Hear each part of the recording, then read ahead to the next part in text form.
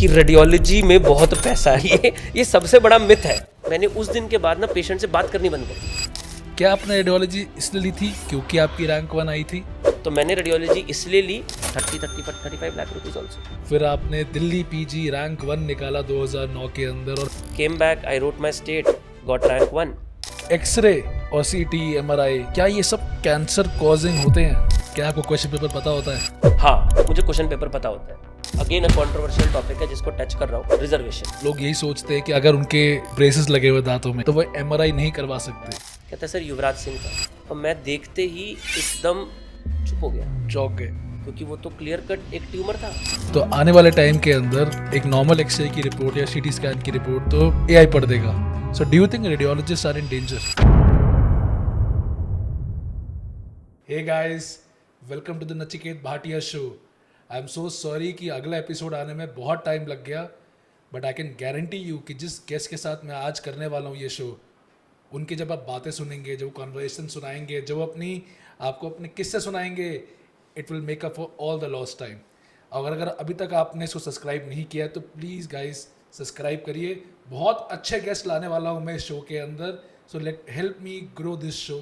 तो आज जिनके साथ मैं बैठा हूँ, मैं उनको अपना बड़ा भाई मानता हूँ, मेंटोर मानता हूँ, और एक डीबीएमसी को रीबिल्ड करने में सबसे बड़ा की पर्सन मानता हूँ।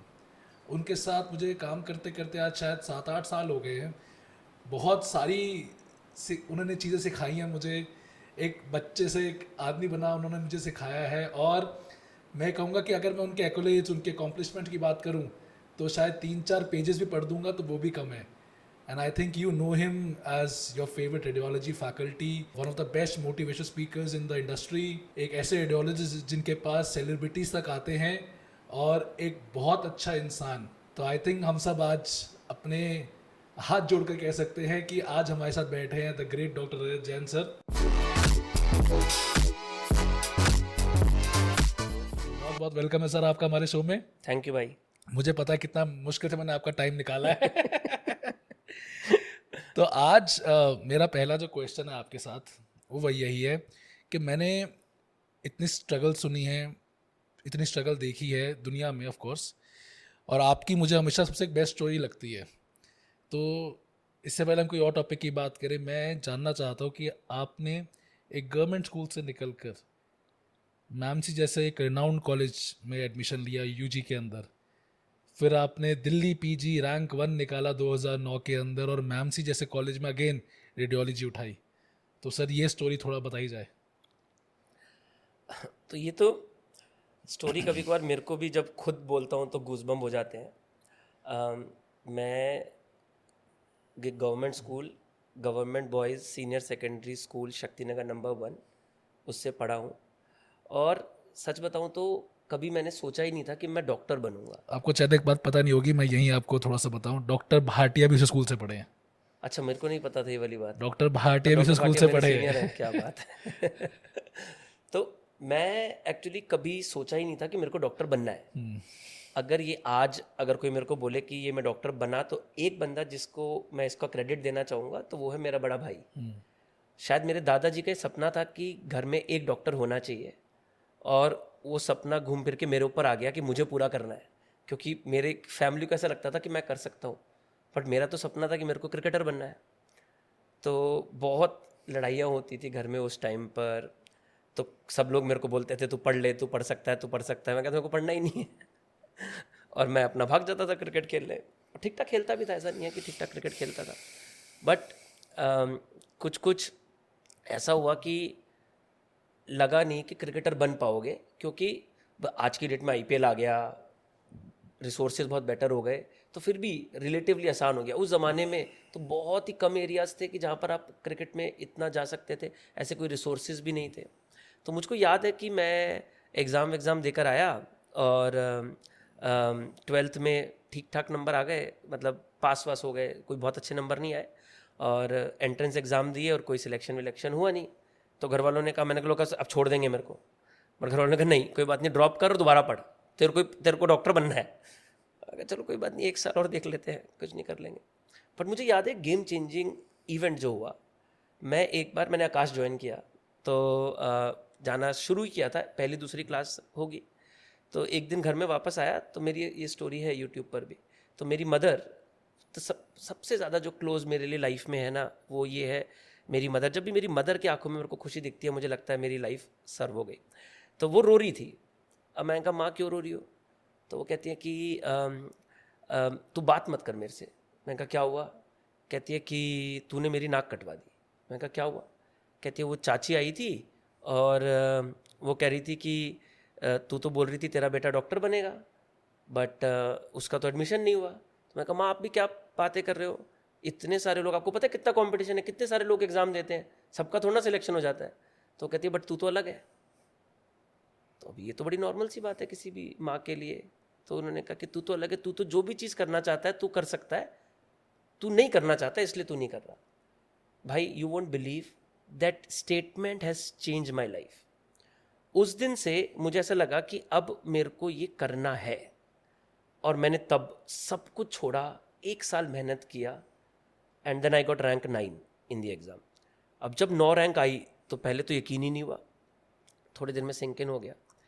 मैंने देखा कि दुनिया बदल गई।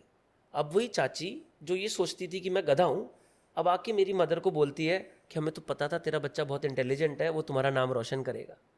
तो मेरे को 2-3 चीज़ें तो सबसे पहले ही समझ आई कि ये मटेरियलिस्टिक वर्ल्ड है। अगर आप रिजल्ट प्रोड्यूस करते हो तो लोग आपको बोलते हैं कि आप तोप हो, और अगर आप रिजल्ट प्रोड्यूस नहीं करते तो लोग आपको बोलते हैं आप गधे हो। ये आपके हाथ में है कि आपको क्या करना है। तो आप अपने टाइम को किस तरीके से यूटिलाइज करते हो तो ऐसे पहुंच जाते हो। फिर धीरे धीरे सिंसियर होते चले गए, और आज आपके साथ बैठे हैं नचिकेत भाटिया शो में। सर ऑनर तो हमारा है। और इसी बात से सर ना, आपने वो देखा है यूट्यूब पे TVF का एस्पिरेंट्स करके एक सीरीज आई थी, तो उसके अंदर वो संदीप भैया यही कहते हैं पापा को ना कि अगर सपना पूरा हो गया तो हमारा है, और नहीं हुआ तो सिर्फ तेरा है। बिल्कुल। तो वही चीज़ है, और बिल्कुल ठीक बात कही है आपने।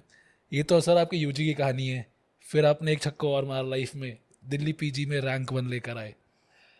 तो मौलाना आज़ाद का सफ़र बड़ा ही अच्छा सफ़र रहा। तो मुझे याद है मेरी रैंक 9 थी, हम काउंसलिंग में बैठे थे 1 2 3 4 5 6 7 8 9। तो 1 to 10 पहले 9 बच्चे, मतलब 1 to 8 रैंक और 10th रैंक, एक को और छोड़ देते। 8 बच्चे DPS RK-पुरम के थे, एक और रैंक 3 था अनूप, और एक मैं। Anoop was from a private school in Delhi और मैं गवर्नमेंट स्कूल से। तो 10 बच्चों में टॉप रैंक में मैं इकलौता गवर्नमेंट स्कूल का स्टूडेंट था। तो जब मैं गया तो initially the life was slightly difficult, थोड़ा सा चैलेंज था, लोगों के अपने ग्रुप्स थे। मेरे लिए तो इंग्लिश बहुत बड़ा चैलेंज था, मतलब हिंदी मीडियम में पढ़ा था तो इंग्लिश बहुत स्ट्रांग नहीं थी, तो वो भी एक थोड़ा सा चैलेंज आता था। बट देन धीरे धीरे कुछ लाइक माइंडेड लोग मिले, ऐसे लोग मिले कि जो पैसे के अलावा दोस्ती को वैल्यू करते थे, जो आप क्या हो उसको वैल्यू करते थे। ऐसे एक बेस बना, कुछ फ्रेंड्स बने, और बहुत जल्दी मेरे को मेडिकल फील्ड में एक बात समझ आ गई कि आपके फार्मा में कितने नंबर आए हैं ये आपसे लॉन्ग रन में कोई नहीं पूछने वाला। कॉलेज में जब आप होते हो तब आपको बहुत इंपॉर्टेंट लगता है, बट 10 साल के बाद आपको खुद को नहीं याद रहने वाला कि आपके फार्मा में कितने नंबर आए थे। बट आप किस ब्रांच में PG कर रहे हो, आप कैसे डॉक्टर हो, आपको मेडिकल फील्ड कितनी आती है, ये चीज़ आपके साथ हमेशा रहने वाली है। तो मेरे MBBS में सिर्फ 2 ही फोकस रह गए कि पहला मुझको एक अच्छा डॉक्टर बनना है जिसको सब्जेक्ट आता हो, और साथ में एक एंट्रेंस एग्ज़ाम पास करना है।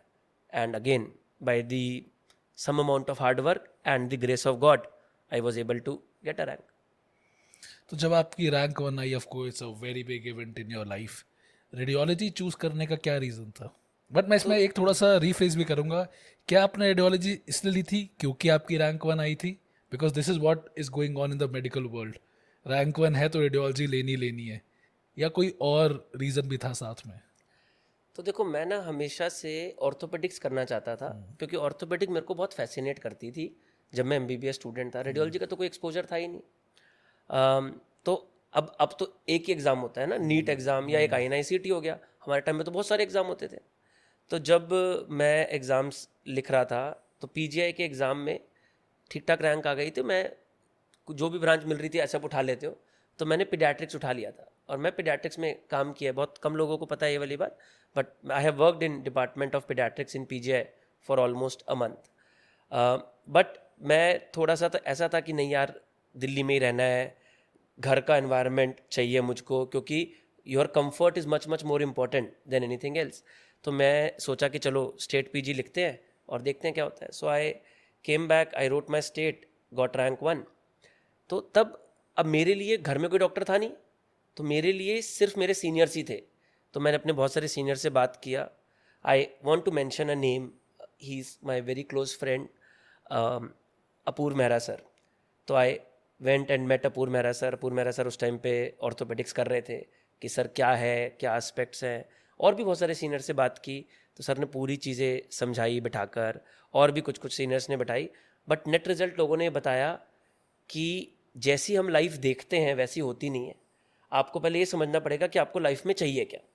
तो मेरे को बोला गया कि 2 चीज़ें चाहिए होती है लाइफ में, एक क्वालिटी ऑफ लाइफ और एक बहुत सारा पैसा। पैसा होना भी चाहिए और टाइम भी होना चाहिए इसको खर्च करने के लिए। और लोगों ने ये बोला कि ये दोनों चीज़ें रेडियोलॉजिस्ट के पास होती है। और जब मेरे से पूछा गया क्या तुमको ये दोनों चीज़ें चाहिए, मैंने कहा मेरे को और भी बहुत चीज़ें चाहिए बट ये दोनों भी चाहिए, तो इसलिए मैंने रेडियोलॉजी ले ली। तो अगर आपके क्वेश्चन पर जाऊँ तो मैंने रेडियोलॉजी इसलिए ली क्योंकि मेरी रैंक 1 आई थी। Not I wanted to do radiology, मुझे नहीं पता था रेडियोलॉजी के बारे में क्या होता है, मैंने सिर्फ इसलिए ली क्योंकि मेरी रैंक 1 आई।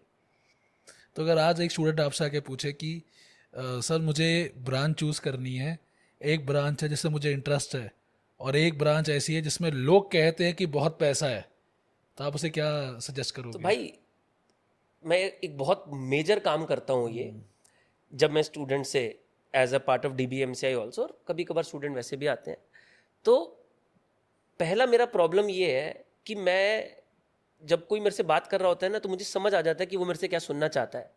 और मेरे लिए बहुत आसान है ये वाली बात बोलना जो वो सुनना चाहता है, बट मैं कभी वो बोलता नहीं। मैं हमेशा वो बोलता हूँ जो मुझे लगता है कि उसके लिए मेरी तरफ से ठीक हो सकता है। तो जैसे ही कोई बच्चा आके मेरे को बोलता है ना मेरा ये इंटरेस्ट है, मेरा पहला क्वेश्चन होता है कि तुझे पता कैसे है कि इंटरेस्ट है। ये बहुत ही बड़ा मिथ है। एक MBBS स्टूडेंट को पता ही क्या है पोस्ट ग्रेजुएशन के बारे में? आप सोच के देखो। ये तो अब हम जब 15 साल 18 साल इस प्रोफेशन में हो गए तब जाके आपको समझ आता है। जैसे सबसे बड़ा मिथ क्या है कि रेडियोलॉजी में बहुत पैसा है। बहुत पैसा है। ये सबसे बड़ा मिथ है, बट ये कभी भी आपको समझ ही नहीं आ सकता जब आप ब्रांच पिक कर रहे हो। दूसरा बड़ा मिथ क्या है कि रेडियोलॉजिस्ट की लाइफ तो बहुत ही ऑसम लाइफ है, एक चेयर पर बैठकर, क्योंकि उन्होंने कौन सी लाइफ देखी होती है? उन लोगों ने जो लाइफ देखी होती है वो सिर्फ पोस्ट ग्रेजुएशन की लाइफ देखी होती है। But does that mean that radiology is a bad branch? Not at all. It is one of the finest branch in the medical field that we have. तो ये जो आप, जैसे आपने, मैं आपसे पूछूं कि एक इंटर्न जिसकी अभी एक रैंक आई है, उसको ये कैसे पता है कि उसका ये इंटरेस्ट है इस सब्जेक्ट में? मुझको सिर्फ इतना बता दो। जितना उसने एक्सपीरियंस किया इंटर्नशिप के अंदर। तो रेडियोलॉजी तो उसने एक्सपीरियंस ही नहीं की, तो उसको कैसे पता कि रेडियोलॉजी में उसको इंटरेस्ट है? वो जो 15 दिन की एनेस्थीसिया तो होती उसने है। एक्सपीरियंस ही नहीं की। 15 दिन में आप अपनी पूरी लाइफ का डिसीजन ले रहे हो। अरेंज मैरिज हो गई। तो सर रेडियोलॉजिस्ट आखिर पैसा कितना कमाते हैं? तो भाई ब्रांच नहीं पैसा कमाती, इंसान पैसा कमाता है। ये बात समझनी बहुत ज़रूरी है। हमने अपने काउंसलिंग में भी बहुत बार इस बात को बोली है। हर ब्रांच में पैसा है, हर चीज़ में पैसा है। आप कितनी शिद्दत के साथ उसको कर रहे हो ये उसके ऊपर डिपेंडेंट है। 2 तरीके से है। एक है एज अ सैलरी आपको कितनी मिलती है। अगर आपको 2, 3, 4, 5, 6 लाख रुपए पर मंथ कमाना है, बहुत कूल ब्रांच है, बहुत सेटल्ड एवरेज ब्रांच कितनी है। मिलती है अगर नया बंदा रेडियोलॉजी में घुस के रेडियोलॉजिस्ट की तरह प्रैक्टिस करता है तो? आप किस जगह पर काम करना चाहते हो? आप एक कॉर्पोरेट हॉस्पिटल में इमीडिएटली घुसना चाहते हो, आप दिल्ली जैसी मेट्रो सिटी में काम करना चाहते हो, तो आपको 2 लाख रुपए की जॉब बहुत आसानी से मिल जाएगी, 2.5 तक की भी मिल जाएगी। ठीक है। बट जैसे जैसे आप थोड़ा सा बाहर जाओगे, आपको PG करते ही इससे ज़्यादा पैसा भी मिल जाएगा। ओके। तो आप कितना सिविलाइजेशन से दूर जा रहे हो। आप मेट्रो से Tier 2 पे जा रहे हो, थोड़ा और रिमोट जा रहे हो, आपको the amount of money that you gonna get as a salary change होता जाएगा, इंक्रीज हो रहा है। इंक्रीज होता जाएगा। Okay, this is good. Increase. Radiologist नहीं जाना चाहता ना। रेडियोलॉजिस्ट का दूसरा एस्पेक्ट क्या था? Quality of life. वो ये कहता है कि मैं कमाता तो हूँ 10 लाख रुपए, बट मेरे को शाम को पार्टी करने के लिए जगह ही नहीं है। मेरे को स्ट्रगल करना पड़ रहा है बेसिक नेसेसिटीज़ के लिए, तो मैं काम ही नहीं करूँगा ना ऐसी जगह पे। तो ये बहुत बड़ा चैलेंज है रेडियोलॉजी एज अ फील्ड। आप किसी भी Tier 2 सिटी में जाओगे, नंबर ऑफ रेडियोलॉजिस्ट कम होते जाएंगे। आप और थोड़ा रिमोट एरिया में जाओगे, मिलेंगे ही नहीं। नॉर्थ ईस्ट में आप काउंट कर सकते हो कि कितने रेडियोलॉजिस्ट बैठे हैं, नहीं मिलेंगे आपको। आप बिहार में radiologist, I know radiologist, they earn 35 lakh rupees also, but then I also know people who are very happy content with 3 lakh rupees a month. तो बॉस, पैसे की बात हो रही है तो आप कितना कमाते हो? तो एक ना गाइस बहुत बड़ा नंबर है, मैं बता रहा हूँ। तो एक राकेश झुनझुनवाला की स्टेटमेंट है, मेरे को बहुत प्यारी लगती है कि जितना लोग सोचते हैं उतना पैसा नहीं है मेरे पास, बट जितना है उतना बहुत है। भाई जितना लोग सोचते हैं उससे ज्यादा है आपके पास। मतलब मैंने तो आपकी ग्रोथ देखी है 7-8 साल में, तो I am really very impressed and very inspired कि किस तरह आपने अपनी लाइफ को जर्नी को ग्रो किया है। और मैं सर की आपको एक बात बताता हूँ भाई की, जो मुझे सबसे अच्छी लगती थी कि दैट इन्होंने कभी लोन नहीं लिया, कि never ever in his life he has ever taken a loan, और वो मैं बात कभी नहीं भूल सकता। तो वो बहुत जेन्युइन बात है वो वाली। मेरे को थोड़ा सा इन्वेस्टमेंट आता है, मेरे को ऐसा लगता है कि किस तरीके से आप अपने पैसे को मल्टीप्लाई कर सकते हो। तो शायद वही रीज़न रहा कि मुझे लगा कि लोन मेरे को स्ट्रेस देता है। मैं वैसे भी टाइप ए पर्सनालिटी हूँ, तो तुमको क्वेश्चन भी पूरा नहीं करने दे रहा। बिल्कुल। तो मेरे को लगता है कि जब भी मैंने लोन लिया मेरे को स्ट्रेस हो जाता था बहुत ज़्यादा, और मैं बिंदास आदमी हूँ, तो मेरे को लगता है कि उतनी चादर फैलाओ जितनी आपकी औकात है। Boss, as a radiologist I think this is going to be difficult question, but मैं आपसे पूछूंगा ज़रूर। आई एम श्योर आपके पास बहुत लोग आए होंगे to actually help them determine the sex of their upcoming child. कभी हुआ आपके साथ ऐसा? तो थोड़ा सा सेंसिटिव टॉपिक है, बट अब आपने पूछ लिया तो चलो मैं बात करता हूँ इसके बारे में। ये पहले मैं सोचता था कि ये सिर्फ अनएजुकेटेड सिस्टम सोसाइटी में होता है, बट ये एजुकेटेड सोसाइटी में भी बहुत ज़्यादा कॉमन है। तो जब मैं रेडियोलॉजिस्ट बना, ये प्रॉमिस किया था मैंने अपने आप से कि चाहे कुछ भी हो जाए मैं इस क्राइम का पार्ट नहीं बनूंगा। एक इंसिडेंस है, मुझे याद है, एक डिस्टेंट रिलेटिव आए मेरे पास और मेरे को ये बोला कि उनको एक बेटी है और अब उनकी वाइफ प्रेग्नेंट है और अब उनको पता करना है कि ये लड़का है कि लड़की है। तो मैंने बोला कि भैया मैं तो ये नहीं बता पाऊँगा। तो उन्होंने मेरे को बोला कि तू क्या समझता है अपने आप को, तू नहीं बताएगा तो रेडियोलॉजिस्ट की कमी है, हम किसी और से जाके पैसे दे के पता कर लेंगे। तो मैंने कहा आपके पास अपने बच्चे हैं, आप उनका कुछ भी कीजिए, मैं क्या कर सकता हूँ उसके अंदर, आप पूरी लिबर्टी है, बट मेरे को इस क्राइम का पार्ट मत बनाइए। तो मैं नहीं करना चाहता। मेरी माँ ने मेरे को बहुत डांटा कि तू क्यों लड़ता रहता है लोगों से, तू क्यों सीधा नहीं बोल सकता कि मेरे को करना ही नहीं आता। मैंने कहा माँ, मैं अपनी क्रेडिबिलिटी को क्यों क्वेश्चन करूँ, मेरे को पता है मैं रेडियोलॉजिस्ट हूँ, मुझे आता है, बट मैं नहीं करूँगा क्योंकि ये गलत काम है और मैं अपनी फीलिंग्स के लिए स्ट्रांग हूँ कि अगर ये काम गलत है तो मुझे ये नहीं करना। तो yes, this is a real harsh fact of the society. काफ़ी ज़्यादा दर्दनाक स्टोरी होती है ये वाली। तो बस आपकी लाइफ इतनी अप डाउन्स वाली रही है। What is one life changing incident that you can recall it like any moment? A professional life changing incident, हाँ, तो मैंने फेलोशिप किया कनाडा से, और एक बहुत बड़ा डिफरेंस जो मैंने नोटिस किया Indian system versus the system in Canada was कि आप पेशेंट से बहुत डिटेल में बात करते हो। आप पेशेंट को एक्सप्लेन करते हो कि क्या करना है, क्या इन्वेस्टिगेशन आप करोगे, क्या ऑल्टरनेटिव है, क्या रिस्क है। तो जब मैं वापस आया तो ये मैं सीख चुका था और मैं यही अप्लाई करता था अपनी प्रैक्टिस के अंदर। और मुझे याद है आज भी, एक पेशेंट था, उसका मैंने एक स्कैन किया, अल्ट्रासाउंड किया, अल्ट्रासाउंड में गॉल स्टोन्स थे। तो मेरे को थोड़ा सा ऐसा डाउट हो रहा था कि सीबीडी में भी स्टोन है कि नहीं। तो बहुत बार अल्ट्रासाउंड पे सीबीडी में स्टोन नहीं पता चल पाता, तो ऐसे में हमें एमआरसीपी करना पड़ता है। तो मैंने पेशेंट को बोला कि आपका स्टोन थोड़ा डाउट हो रहा है तो हम एमआरसीपी करेंगे। तो पेशेंट आया अगले दिन, फास्टिंग में आया एमआरसीपी के लिए, तो वो मेरे को मिला। तो मैंने उसको बोला कि अच्छा आपका एमआरसीपी करेंगे, उससे कन्फर्म हो जाएगा। तो थोड़ी देर बाद पता चला कि वो पेशेंट वापस चला गया।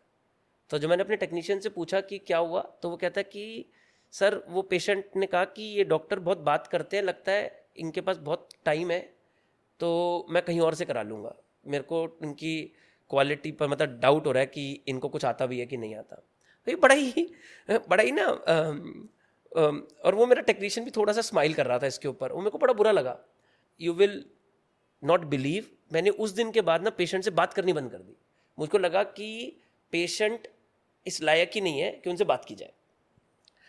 मुझे याद है उसके बाद 3-4 महीने बाद की बात है, मेरे को एक बिग हीरो अवार्ड मिला बिग एफएम चैनल से. तो एक रेडियो जॉकी थी रिचा अनिरुद्ध, उनके साथ मैं ऐसे ही एक पॉडकास्ट कर रहा था. तो तब उन्होंने मेरे से सेम ये क्वेश्चन पूछा. तो तब मैंने उनको ये इंसिडेंट बताया. मैंने कहा this was a bad incident as a professional. और उस दिन के बाद मैंने लोगों से बात करनी छोड़ दी. तो उन्होंने मेरे को कहा कि डॉक्टर रजत, ये काफ़ी बुरा लगा मेरे को ये सुन के, बट आपको नहीं लगता कि ऐसे भी बहुत सारे लोग होंगे जिन्होंने आपको अप्रिशिएट किया होगा जब आप उनको ये बता रहे हो? तो मैंने कहा हाँ, ऐसे तो बहुत सारे लोग थे. तो कहती है देखो आपको वो याद नहीं रहे, आपको ये नेगेटिव इंसिडेंट्स याद रहा. तो मैं कहा हाँ. और कहते देखो आपने अपने आप को चेंज कर लिया. भाई इस एपिसोड ने मेरे को एक बात सिखाई कि एज अ ह्यूमन ब्रेन हम ना negative emotions, negative episodes, negative incidences को हमेशा ज़्यादा याद रखते हैं. उस दिन के बाद मैंने वापस पेशेंट से बात करनी शुरू करी और मैंने ये चीज़ सीखी अपनी लाइफ में कि अगर मैं कभी भी किसी नेगेटिव सर्कल में फंसूंगा, कभी भी नेगेटिव सर्कल में फंसूंगा, तो वो मोमेंटरली होगा.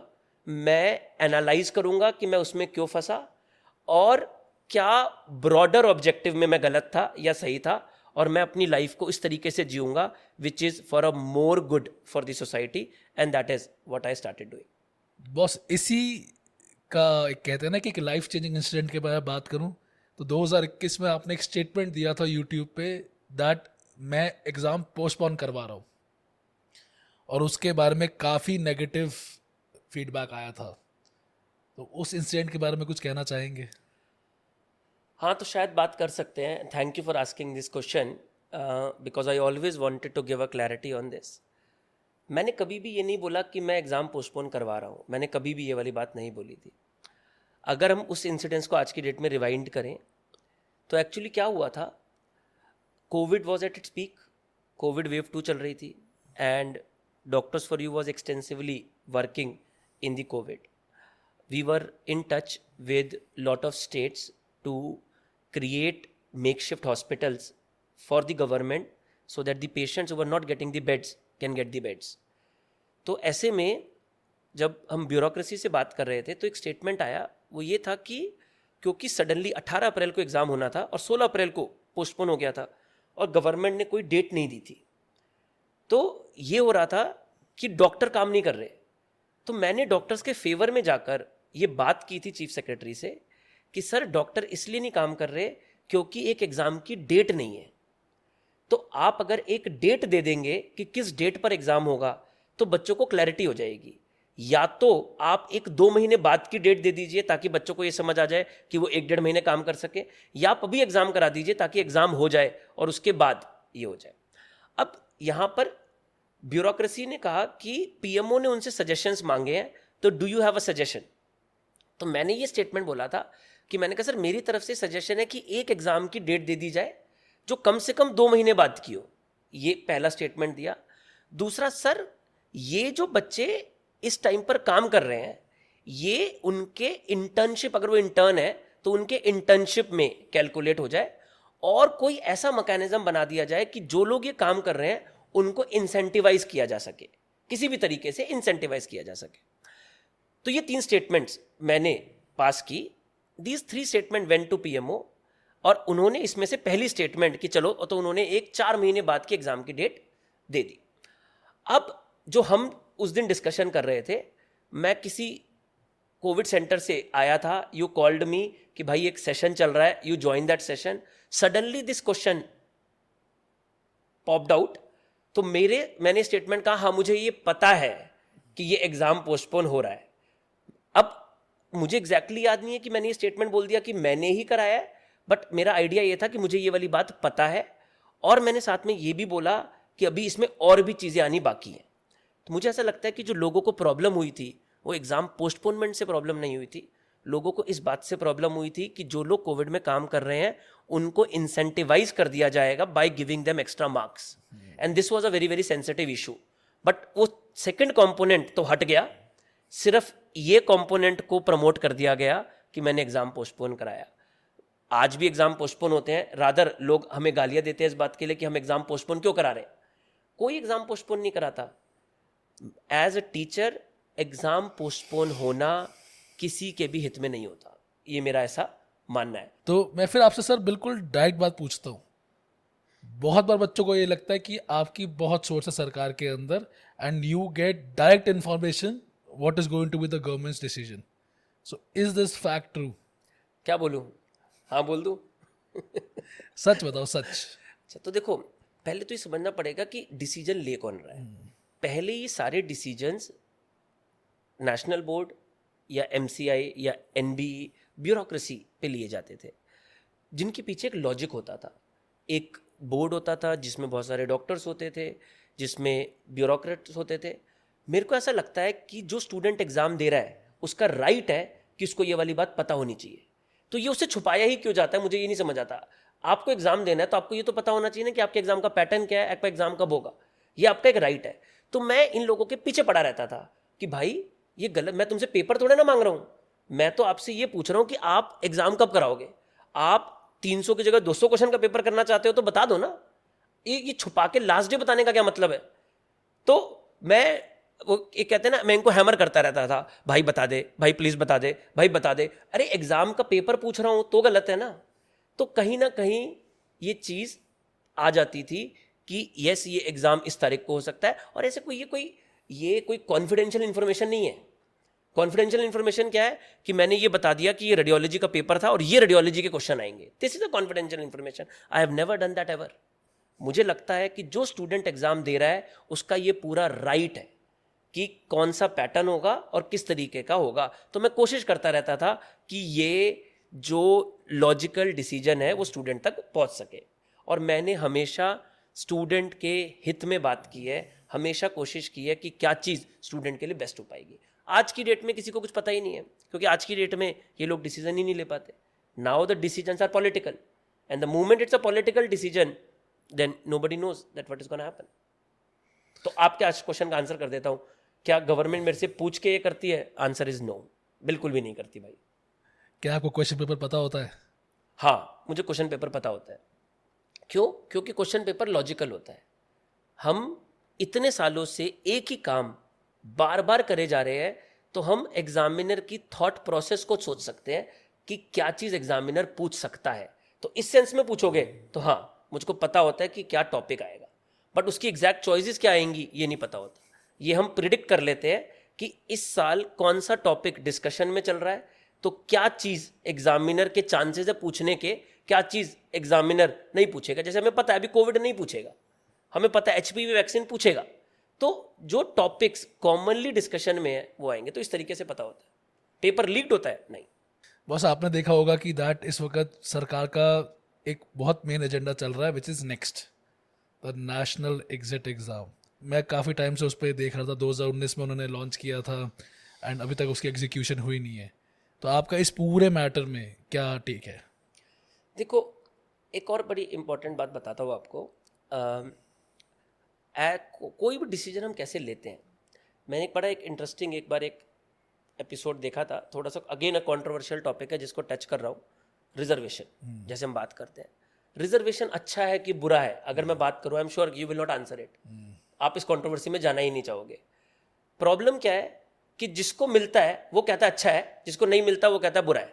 आज मैं आपको बोल देता हूँ कि आपको मैं रिजर्वेशन दे देता हूँ, अब बताओ अच्छा है कि बुरा है। आप 1 मिनट में बोल दोगे अच्छा है, और अभी मैं बोल देता हूँ कि आपको रिजर्वेशन नहीं मिलेगा, तो आप कहोगे नहीं नहीं तो ये तो बहुत बुरा है। तो यही नेक्स्ट का एस्पेक्ट है।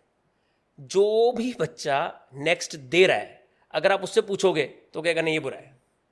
जो भी उस सिचुएशन को पार कर चुका है, जो उससे इफेक्ट नहीं हो रहा, वो कहेगा नहीं ये तो बहुत अच्छा स्टेप है। तो आपको गवर्नमेंट के एंड से देखना पड़ेगा। गवर्नमेंट तो एग्जाम नहीं दे रही ना, तो गवर्नमेंट तो ओवरऑल सिस्टम को इंप्रूव करने की कोशिश कर रही है। वो ये कह रहे हैं कि एक रैशनलाइजेशन हो पेपर का, which is across same for every student, जिसमें आप कॉलेज की गुंडागर्दी या कॉलेज का बायस एलिमिनेट कर सको।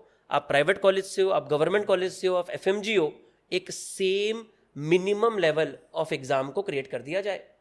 आप गवर्नमेंट के एंड से सोचो, क्या आप अपना ट्रीटमेंट किसी ऐसे डॉक्टर से कराना चाहोगे जिसको एक बेसिक लेवल ऑफ नॉलेज भी नहीं है?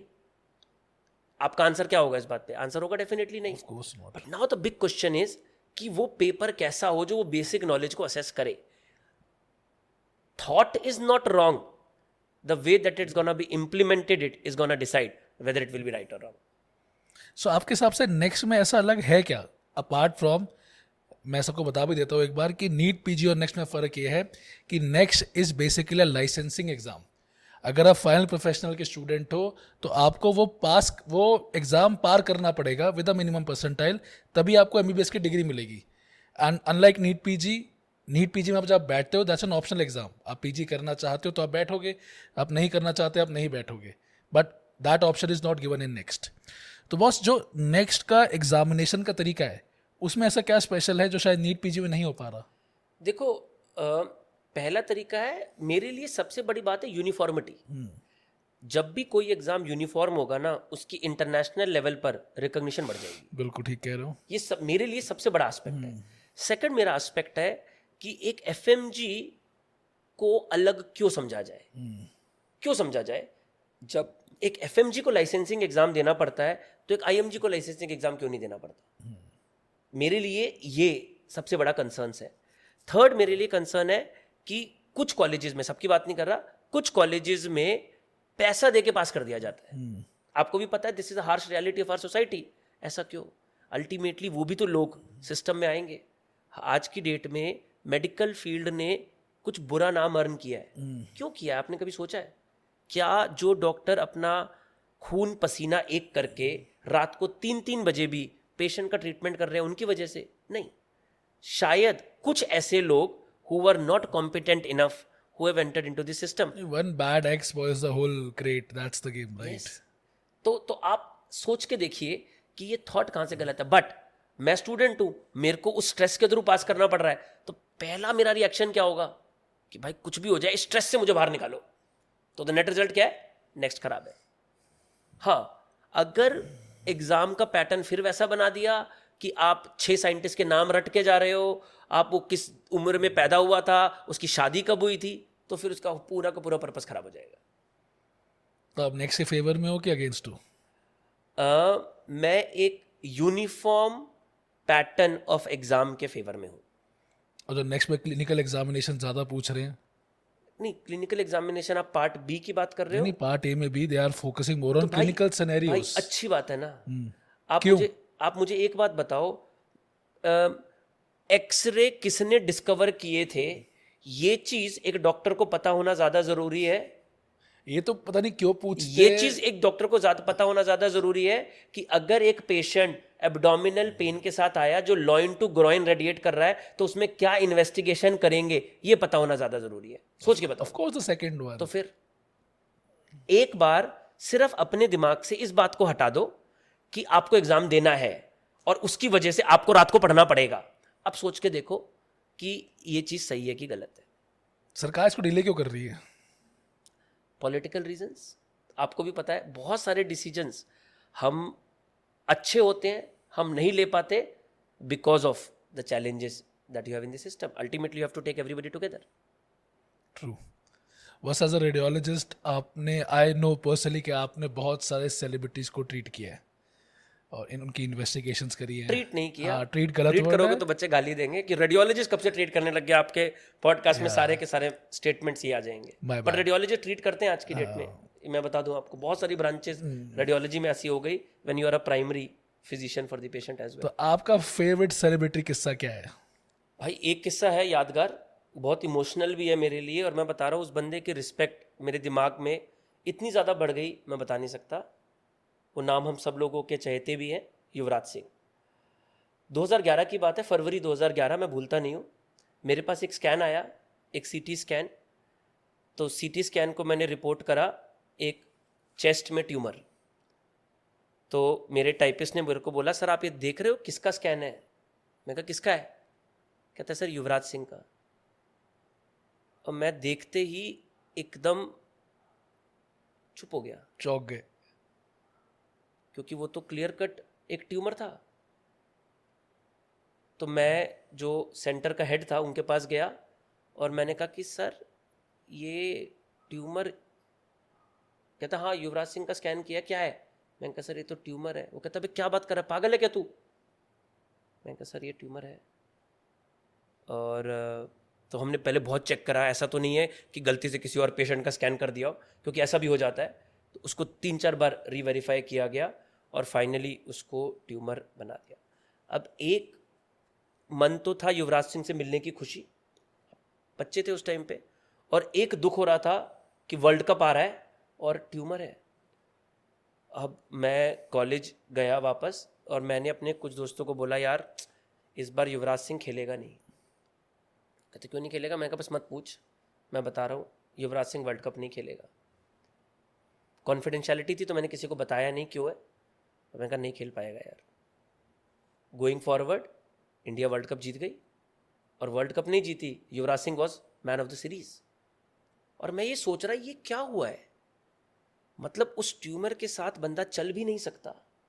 आप अगर 10 मीटर भागोगे तो आपको सांस फूल जाएगा, और वो बंदा मैन ऑफ द सीरीज बन गया। तो लोगों ने मेरे को कहा तू फालतू की बातें करता रहता है, तो को मस्ती मारने में। वर्ल्ड कप के बाद ही revealed that he was suffering from a tumour. तो इमेजिन, मतलब वो बंदा 5 महीने से उस ट्यूमर को लेके अपने पास था। उसके बाद भी उसको दिख रहा था कि एक इतना इम्पॉर्टेंट इवेंट है, सिर्फ उसके लिए नहीं, उसके पूरे देश के लिए, और वो उसके साथ वो जिया। तो आज भी उस बंदे की रिस्पेक्ट, सचिन की रिस्पेक्ट एज अ क्रिकेटर मेरे मन में बहुत ज़्यादा है। बट अगर कोई मेरे को बोले कि उसके अलावा एक और क्रिकेटर जिसकी मैं बेइंतहा रिस्पेक्ट करता हूँ तो वो युवराज सिंह है। लेजेंड। मतलब सर गूसबम्स आ गए मुझे सिर्फ ये कहानी सुनकर। तो उसने ना वर्ल्ड कप के बाद एक लाइन बोली थी बॉस, कि सोल्जर्स अगर बॉर्डर पे खड़े होकर गोली खा सकते हैं तो क्या हम देश के लिए इतना भी नहीं कर सकते? भाई वो बहुत ही बिंदास आदमी है। हाँ। मैं आपको बता रहा हूँ, आप उससे मिलोगे तो आपको पता चलेगा। मतलब जो, और आज भी अगर आप देखो तो इतने यंग क्रिकेटर्स जो आ रहे हैं, जिस तरीके से वो उनकी हेल्प कर रहे हैं, इतने सारे क्रिकेटर्स हुए हैं, कौन लोगों की हेल्प करता है? वो आज भी लोगों की हेल्प कर रहे हैं।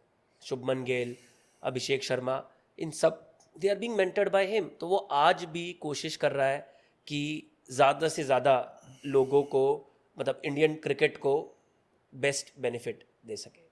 तो I mean I have massive respect for him. Absolutely. तो बस एक बार रेडियोलॉजी की फिर से बात करते हैं थोड़ी सी, और इस टाइम पे हम फोकस करते हैं वो जनरल मिथ्स जो लोगों को लगता है रेडियोलॉजी के बारे में होती है। आई थिंक सबसे पहली बात तो मैं जो आपसे करना चाहूँगा वो ये है कि बहुत लोगों को लगता है कि एक्सरे, एमआरआई और सीटी स्कैन कैंसर कॉजिंग होते हैं। क्या ये सच है बात? तो देखो इसमें एक्सरे और सीटी हैं जो, इनके जो रेडिएशन है उनसे कैंसर हो सकता है। अच्छा, हाँ, एमआरआई से नहीं हो सकता। क्या होता है ऐसे एमआरआई में अलग? तो एमआरआई मैग्नेटिक फील्ड पे काम करेगा। ओके। तो एमआरआई के जो रेडिएशन है उनसे प्रॉब्लम नहीं होती।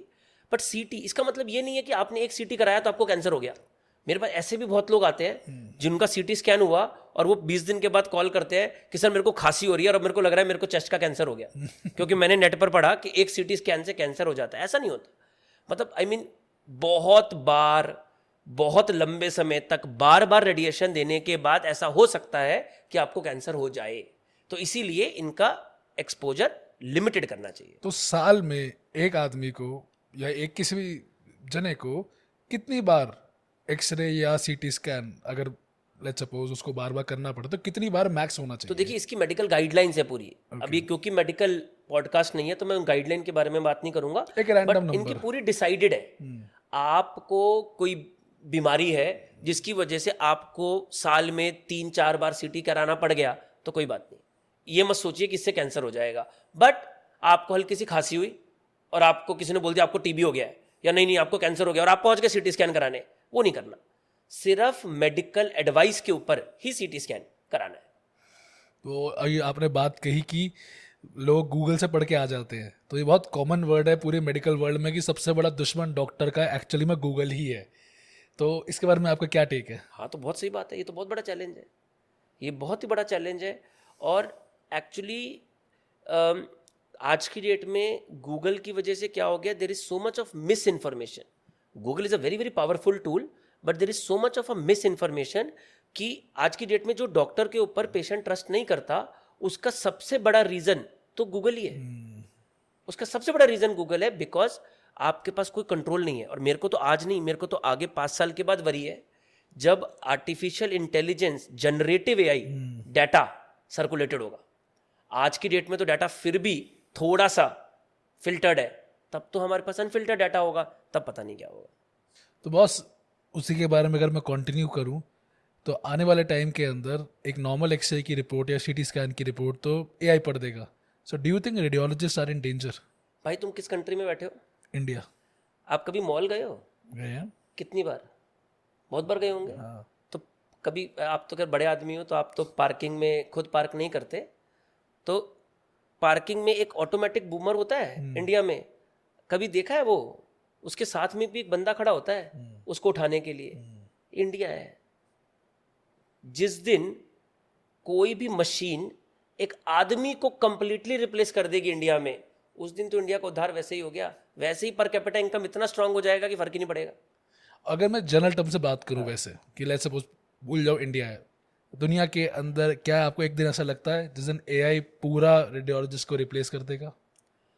भाई जिस दिन एआई रेडियोलॉजिस्ट को रिप्लेस करेगा, उस दिन रेडियोलॉजी को नहीं, ह्यूमन बीइंग को रिप्लेस कर देगा। एआई ऐसा लोगों को लगता है कि रेडियोलॉजी में आ रहा है, बट एआई हर फील्ड में आ रहा है। AI is coming to support. ये मैं बहुत बहुत कॉन्फ्रेंसेज में भी इस बात पे बोला है कि AI is a tool that we are getting, जो हमको सपोर्ट कर रहा है। हाँ, 40 years down the line when the artificial brain will become so powerful that it will replace the normal human brain, that will be the end of mankind. इसके बारे में क्या टेक है आपका? It has to be, it's a double-edged sword. It has to be taken in a more cautious approach. That is what I'm gonna say. Wilson AI के बारे में तो सुना ही होगा आपने, वॉटसन एआई, सॉरी वॉटसन के बारे में मैं पढ़ रहा था दैट इट इज, वॉटसन ने यूएसएमएल भी क्रैक कर दिया है। वॉटसन जिस तरह का से डायग्नोसिस देता है, आई मीन उससे नीट पीजी क्रैक कराओ। फिर बात करेंगे। उसका एडमिट कार्ड ही नहीं आ पाएगा। एग्जाम पोस्टपोन हो जाएगा। पोस्टपोन हो जाएगा। वॉटसन बूढ़ा हो जाएगा, वापस चले जाएगा वो यूएस।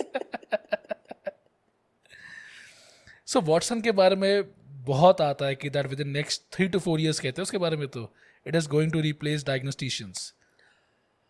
तो देखो सही बोल रहे हैं, मैं भी बहुत सारी एआई एल्गोरिथम्स पर काम करता हूँ। इनफैक्ट एक बहुत मेजर प्रोजेक्ट है which is close to my heart, और वो है diagnosis of TB using AI, and tremendous improvement have happened. आज की डेट में आपको टीबी डायग्नोस करने के लिए रेडियोलॉजिस्ट की ज़रूरत नहीं है। जो एआई एल्गोरिथम्स हैं वो रेडियोलॉजिस्ट से बेटर टीबी डायग्नोस करती है। इनफैक्ट एक स्टडी की हमने जिसमें रेडियोलॉजिस्ट ने 1000 एक्सरेज में टीबी डायग्नोस किया और एआई ने 1000 एक्सरेज पर टीबी डायग्नोस किया, तो जो एक्यूरेसी ऑफ एआई थी वो रेडियोलॉजिस्ट से ज़्यादा बेटर थी। So don't you think that's the first step towards replacement of radiologists? नहीं, बहुत सारे चैलेंजेस है ना in again see I am living in my own country, my country works with emotion. Machine के पास इमोशन नहीं होते, वो तो डॉक्टर के पास ही होते हैं। उसको वो इमोशन चाहिए, और इसीलिए मैं बोलता हूँ किसी भी प्रोफेशनल लाइफ के लिए अगर आपको सक्सेस चाहिए तो आपको क्या चाहिए? ABC, availability, behaviour, competence. Machine क्या दे देगी? कॉम्पिटेंस। मशीन क्या दे देगी? अवेलेबिलिटी। ये कहाँ से लाएगी? बिहेवियर। तो आपको अपना बिहेवियर ऐसा करना है कि पेशेंट आपके पास ही आए, मशीन के पास जाए। But radiologist being a non-patient branch, नहीं, ऐसा नहीं है। behavior तो solve हो रेडियोलॉजी गया। बहुत चेंजेस हो रहे हैं रेडियोलॉजी में। Lot of changes have happened in the radiology. आज की डेट में musculoskeletal radiology is coming up, जहाँ पर रेडियोलॉजिस्ट खुद अपने पेशेंट को डायग्नोस करता है और खुद ही ट्रीट करता है। ठीक है। सेकंड, जो आपने मेरे लेक्चर्स देखे होंगे, तो मैं अपने आप को क्या बोलता हूँ कि radiologist is not a doctor for a patient, he is a doctor for a doctor. तो वो डॉक्टर आपका पेशेंट है, तो अल्टीमेटली उसको भी तो अवेलेबिलिटी, बिहेवियर और कॉम्पिटेंस चाहिए, तो वो भी आपके साथ इमोशनली अटैच्ड है, तो वो भी आपके पास भेजेगा। यंगर रेडियोलॉजिस्ट को एआई से खतरा नहीं है, यंगर रेडियोलॉजिस्ट को अवेलेबिलिटी और बिहेवियर से खतरा है। ए, बी और सी, अवेलेबिलिटी, बिहेवियर एंड कॉम्पिटेंस, इन तीनों के ऊपर एज अ मेडिकल फील्ड हमको काम करने की ज़रूरत है। तो बॉस, मिसकंसेप्शन की बात करते हैं फिर से। तो बहुत बार लोग यही सोचते हैं कि अगर उनके ब्रेसेस लगे हुए दांतों में तो वो एमआरआई नहीं करवा सकते। क्या ये सच है? तो ये हमारे स्टूडेंट से पूछो जो हमसे रेडियोलॉजी पढ़ते हैं, तो ये तो हमारे उस क्लास में भी पढ़ाते हैं। तो कुछ कुछ चीज़ें हैं जिनमें एमआरआई नहीं कर सकते, बट अगर किसी पेशेंट को ब्रेसेस लगे हैं तो एमआरआई करा सकते हैं, दांत बाहर नहीं आएंगे, चिंता मत करो। And what about tattoos?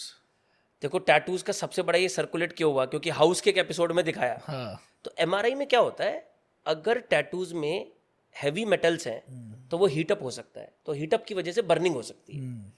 But आजकल जो टैटूज बनाए जाते हैं उनके अंदर हैवी मेटल नहीं होते, तो उनसे बर्निंग नहीं होती। बट अब प्रॉब्लम दूसरा है, प्रॉब्लम है तुम गोवा में गए, तुमने टैटू बनवा दिया, अब किस जगह से टैटू बनवाया, उसमें मेटल थे उसमें मेटल नहीं थे, ये तो मेरे लिए पता करना बड़ा मुश्किल है। तो हम क्या करते हैं, अगर किसी पेशेंट को टैटूज बने हुए हैं, लेट से उसको हाथ पे टैटू बना हुआ है, उसका ब्रेन का एमआरआई करना है तो कर दो। पेशेंट को एक बटन दे दो हाथ में और उसको बोलो कि अगर आपको डिस्कम्फर्ट फील हो तो आप बता देना, हम आपको बाहर निकाल लेंगे। बट कभी कभार पेशेंट आते हैं वो यहाँ से लेके यहाँ तक पूरे टैटूड होते हैं, हम एमआरआई नहीं करते क्योंकि इसको बर्न होने के चांसेस बढ़ जाते हैं। तो कभी कभार इंडिविजुअलाइज करना पड़ता है। कंसिडरिंग, अब चलो इसी बात करते हैं कि मान लो कि विराट कोहली सर आपके पास आए हैं, वो तो टैटू पूरा भर रखे, तो उनका एमआरआई कर पाएंगे आप? अब देखिए, विराट कोहली ने, मैं एज्यूम करता हूँ कि ऐसी जगह से टैटूज बनवाए होंगे जो सेफ होंगे, हाँ, ये उम्मीद तो है ना, जो सेफ होंगे। बट अगर उन्होंने भी किसी ऐसी जगह से बनवा लिए कि जिसपे है, तो हम उनको बता देंगे कि जी देखिए आपको एमआरआई में ले रहे हैं, अगर आपको जरा सा भी डिस्कम्फर्ट होगा तो एमआरआई नहीं करेंगे, वरना कर देंगे। तो सर इसी के बारे में मैं अगर और पूछूं आपसे, तो जैसे किसी के भी रॉड डली हुई है शरीर के अंदर या कोई मेटल ऑब्जेक्ट है शरीर के अंदर, क्या उसका एमआरआई हो सकता है? बिल्कुल हो सकता है। ओके। ये एक बहुत बड़ा मिथ है और ये सबको पता होना चाहिए कि जितने भी आज की डेट में रॉड इम्प्लांट्स होते हैं जो ऑर्थोपेडिशियन यूज़ करता है, वो टाइटेनियम के बने होते हैं और टाइटेनियम वाले पेशेंट्स में एमआरआई कर सकते हैं। कोई प्रॉब्लम नहीं है, उन पेशेंट्स का एमआरआई हो सकता है। हमारे रेडियोलॉजी में पता क्या बोला जाता है कि अगर किसी पेशेंट को ऑर्थोपेडिक इम्प्लांट है तो उसका एमआरआई कब नहीं हो सकता? पहले 4 घंटे में नहीं हो सकता। क्यों नहीं हो सकता? क्योंकि उसको जीए दिया था, जीए से बाहर आने में 4 घंटे लगेंगे लगभग। मतलब अब कोई एनेस्थीसिया वाला मेरे पीछे इस पर ना पड़ जाए कि 4 घंटे कैसे लगेंगे जीए में, बट ओवरऑल ब्रॉड स्टेबलाइजेशन के लिए आप आराम से एमआरआई कर सकते हो। और जैसे कि हार्ट में स्टेंट डले होते हैं तो उनका एमआरआई हो सकता है? भाई सबसे छोटा एग्जांपल दूं, डॉक्टर मुकेश भाटिया को स्टेंट है, एंजियोप्लास्टी हुई थी, पूछो सर का मैंने एमआरआई किया था कि नहीं किया था।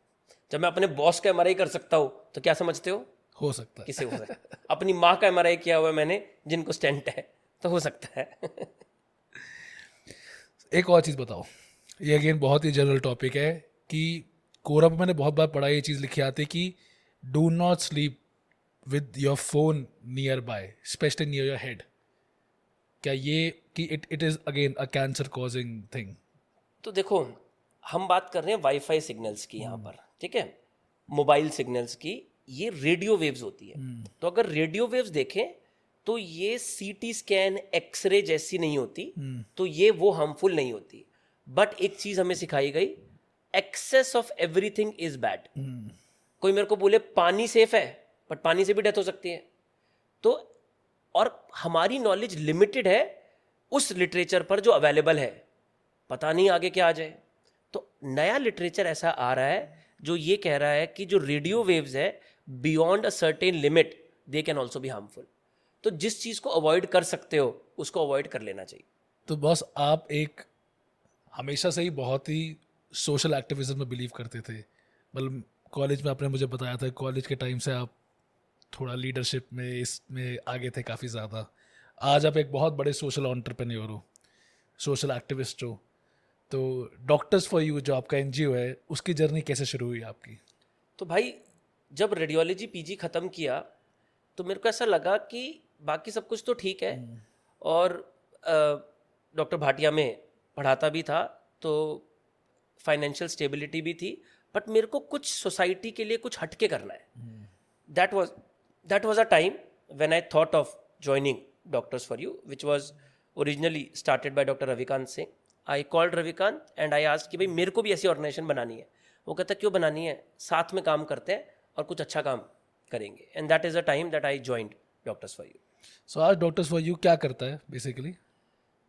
भाई डॉक्टर फॉर यू सबसे बड़ी चीज़ है कि एक प्लेटफॉर्म है जहाँ पर अगर कोई भी डॉक्टर समाज के लिए कुछ भी करना चाहता है बट वो अपना नॉर्मल लाइफ को नहीं छोड़ना चाहता, तो वो प्लेटफॉर्म उसको मिलता है.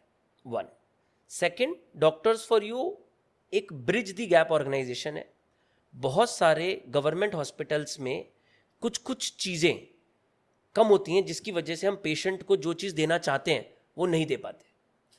डॉक्टर्स फॉर यू उस गैप को ब्रिज करता है. Third, Doctors for You government of India के साथ काम करता है on 2 major aspect, which is elimination of tuberculosis and early cancer diagnosis, prevention and its treatment. तो ये 3 मेजर एरियाज हैं जहाँ पर हम काम करते हैं, apart from working during the disasters to help in India and North East Asia. और एक्चुअली बॉस मैं इस प्लेटफॉर्म को यूज़ करूँगा पूरी DFI टीम को अपलॉड करने के लिए, बिकॉज जो काम आपने कोविड में करा है ना, आई मीन मैं आपको शायद बता भी नहीं सकता दोस्तों कि that the way DFI team got everything together in a matter of days. And इन्होंने 7 से 8, मैं नंबर आपको एग्जैक्ट तो बॉस ही बता पाएंगे, बट ऐसे हॉस्पिटल चलाए जहाँ पे इन्होंने रोज़ की जानें बचाई हैं. एंड इनफैक्ट मेरा बहुत एक क्लोज फ्रेंड है जिसकी मॉम शायद चली गई थी, and the team got it back from the death bed. इतनी ज़्यादा उस टाइम पे जब पूरी जगह पे हाहाकार मच रखा था ना, उस टाइम पे इतना काम रह के इन लोगों ने जिस तरह मैनेज किया था and putting their lives on risk. और ये बात करो जब पीक कोविड चल रहा था, उस टाइम पे जब कोई कोविड पेशेंट के आसपास भी नहीं जाना चाहता था ना, so they were going ahead and doing that hard work there. So that's like applaud है सर, मेरा सल्यूट है to the whole DFI team for actually being there for the country. Big support, big salute to the whole team. Thank you भाई. बस छोटा सा correction करूंगा, वो number 7-8 नहीं था, वो 47 था. हाँ वही 47 नंबर बता hospitals. पाएंगे, बट आई एम श्योर जिस तरह उस टीम ने एक सेल्फलेस तरीके से काम किया था ना, बिकॉज वो खुद ऐसे था कि आज अगर आप जा रहे हो एज अ डॉक्टर, आप वापस आओगे नहीं आओगे, it was a different story back then. That's a tough time. When I look back at that time, I also feel proud. और मैं हमेशा एक ही चीज़ पे जिया हूँ. मुझे लगता है कि live a life in a way, then when you look at back your own journey, you feel proud of it. And I feel that I have lot of proud on the journey that I have. तो sir Bhatia की journey में आते हैं आपकी, तो आप भाटिया के student पे रहे हो अपने टाइम पे, आज फैकल्टी भी हो, अकेडमी डायरेक्टर भी हो, तो सबसे पहली मुलाकात आपकी भाटिया और भाटिया सर से कैसे हुई थी? तो देखो मैं प्रिपेयर कर रहा था, तो सब लोगों ने बोला कि भाई अगर आपको साइमुलेशन एग्ज़ाम्स चाहिए तो भाटिया के टेस्ट से बेटर कोई भी साइमुलेशन एग्ज़ाम्स नहीं होते थे. तो भाटिया में सारे टेस्ट देता था और by the grace of God rank भी आ गया. तो that was the first time when I got a chance to meet doctor Bhatia. I can not tell you doctor Nachiket, me and my brother went to meet him in where you used to live earlier, that Rohini unique apartment. Sir का जो office था वहाँ पर नीचे. रात को 9 बजे हम गए हैं, सर तब भी पढ़ रहे थे. और ही वॉज सो हम्बल. वो हमें गेट पर आए लेने, बात हुआ, डिस्कशन, कुछ थोड़ा डिस्कशन, बैकग्राउंड पूछा उन्होंने मेरे से. और उन्होंने तब मेरे को पूछा, डॉक्टर रजत आप पढ़ाना चाहोगे? मैं कहा यार सर पढ़ाना. कहते चलो आप एक काम कीजिए, आप मुंबई जाइए और मुंबई आप हमारे स्टूडेंट्स को एक बार मेंटर करके आइए कि इंटर्नशिप के साथ रैंक कैसे लाते हैं. भाई मेरे लिए तो सपना था फ्लाइट में बैठना. मैं तो कभी ज़िंदगी में फ़्लाइट में नहीं बैठा था. तो पहली बार अगर मैं फ़्लाइट में बैठा तो डॉक्टर भाटिया ने मेरे को वो टिकट खरीद के दी थी. और मैं जब दिल्ली से मुंबई फ़्लाइट में गया, वो आज भी वो एपिसोड मेरे को भूलता नहीं है. लगभग 350-400 बच्चे हॉल में होंगे और स्टेयर्स पर भी बैठे हुए थे, डोर से भी बाहर से मेरा सेशन अटेंड कर रहे थे. आई टुक अ सेशन फॉर 1.5 आवर. फिर एक कोऑर्डिनेटर थे, मेरे को भी नाम याद नहीं है, वो मेरे को लिंकिंग रोड लेकर गए, वहाँ पर शॉपिंग कराई. And that is how my journey with DBMCI as a teacher started. So I started teaching radiology as well as microbiology. 2 subject पढ़ाता था. फिर 1-1.5 साल के बाद मुझे लगा कि एक ही सब्जेक्ट में जस्टिस किया जा सकता है. जो लोग ये बोलते हैं कि वो बहुत सारे सब्जेक्ट पढ़ा देंगे, वो हो सकता है कि इतने ब्रेनी हो कि कर दे, बट एक सब्जेक्ट के साथ जस्टिस करना is much easier. And then I choose and I started teaching radiology. कितने साल हो गए आपको हमारे साथ अब? भाई 2005-6 स्टूडेंट रहा, 7 में पढ़ाना शुरू किया, और अभी क्या चल रहा है 2024. कैलकुलेटर चाहिए 18 साल हो गए लगभग. 18 साल हो गए. तो तुमको मैंने देखा है हाँ हाँ, साइकिल चलाते हुए. भाटिया की पहली क्लास में जब मैं खुद बैठा था तो बॉस पढ़ा रहे थे, और वो वही समझ में आ गया था कि शायद मेरे बस की तो नहीं है कि मैं कुछ और ही करूँगा लाइफ में. तो सबसे यादगार मोमेंट क्या है आपकी भाटे के अंदर? भाई देखो, सबसे बड़ी चीज़ जो भाटिया ने मुझको दी ना, मैं सच बताऊं, a freedom to live my life. क्योंकि सबसे बड़ा चैलेंज आपके लिए लाइफ में क्या होता है, आप अपने सपने जीना चाहते हो, बट कुछ कुछ चीज़ें होती हैं जो आपको वो सपने जीने नहीं देती, और उसमें सबसे बड़ा चैलेंज क्या होता है, फाइनेंशियल स्टेबिलिटी. भाटिया ने मेरे को मेरा पैशन, जो लोगों से बात करना था, जो लोगों को गाइड करना था, वो दिया, और साथ में फाइनेंशियल स्टेबिलिटी भी दी. और उसके बाद मैं अपनी लाइफ को एक्सप्लोर कर पाया. जहाँ जहाँ मेरे को जो जो चीज़ें एक्सप्लोर करनी थी मैं वो कर पाया. हर बार ऐसा हुआ कि मेरे को ये लगा कि the best thing that has happened with me is Bhatia, जिसकी वजह से मैं डॉक्टर्स फॉर यू में काम कर पाया, जिसकी वजह से मेरे को और भी चीज़ें एक्सप्लोर करनी थी, मैं कर पाया. That's actually a very very अच्छी बात है, बहुत अच्छी बात कही है आपने कि अगर सब कुछ साथ में होता जाए ना, जहाँ पे क्रिएटिविटी भी हो, फ्रीडम भी हो, मेहनत भी हो, तो बहुत अच्छी चीज़ बन जाती है ना. I think we have created DBMCI back together. बहुत ज़्यादा हाथ रहा है आपका मेरे साथ हमेशा, और भाई की तरह आपने मुझे बिल्कुल पाला है, so thank you so much for that. And बहुत ज़्यादा मज़ा आया मुझे आज आपके साथ बात करके. बहुत टाइम से मैं वेट कर रहा था कि ऐसा पॉडकास्ट हो जहाँ पे हम भाइयों वाली बात करें, और I think today that has been a possibility. Thank you so much doctor Rajat for your time.